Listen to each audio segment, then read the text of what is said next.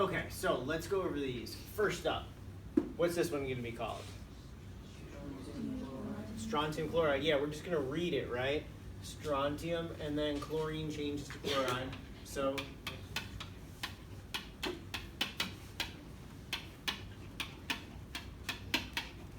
why no Roman numerals? Because they're not transition metals. Yeah, it's not a transition metal. Exactly. So it's not a transition metal, so it's just normal. Okay, what about barium phosphide? Barium phosphide. What did you get? BA what, Ryan?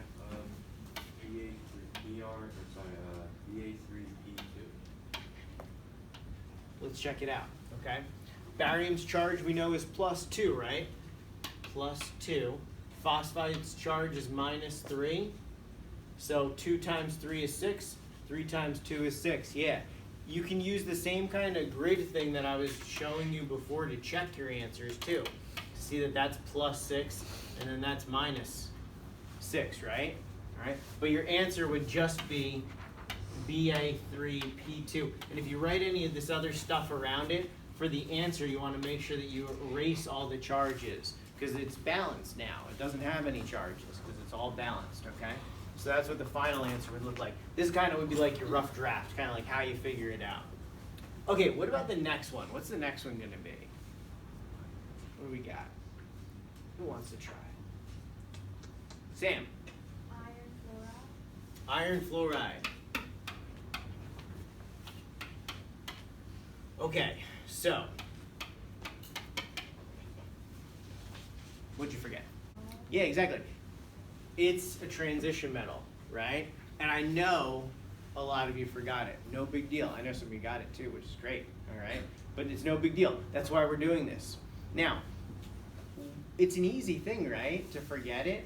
So what I do before I take the test, or what I'm going to make you guys do, is label them. Look for things.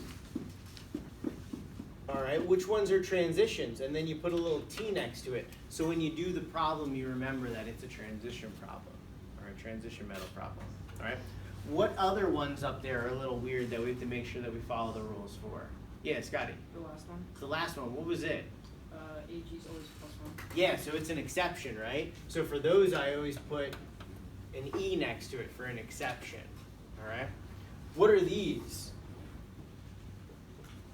They're not special, but technically they are a type of compound we've talked about. What type of compound are they? It starts with an I. Ends with a ionic. Ionic. Good. Yeah, they're ionic. So because they're not special, I give them a lowercase I. All right. And that just keeps me straight when I'm doing it.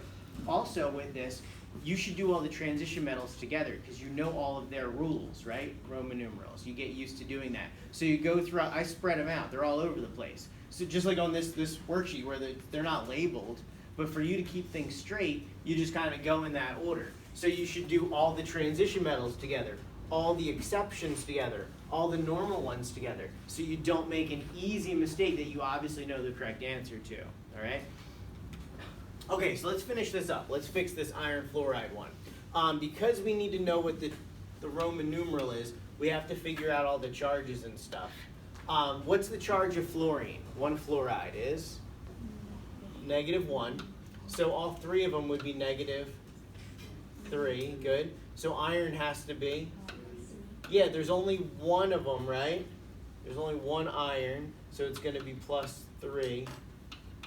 So in there we would put the +3. All right. Make sure that you check to see how many irons there are. You don't just put the number that's down here, all right, because it may not match up. Okay. And then the last one is going to be, what's AG? Good. Silver and then oxide. Cool thing about this is you don't need the Roman numerals, so you don't need to check the charges. It's going to be balanced. So you just kind of go with it. You just read it. Silver oxide. All right, you guys good?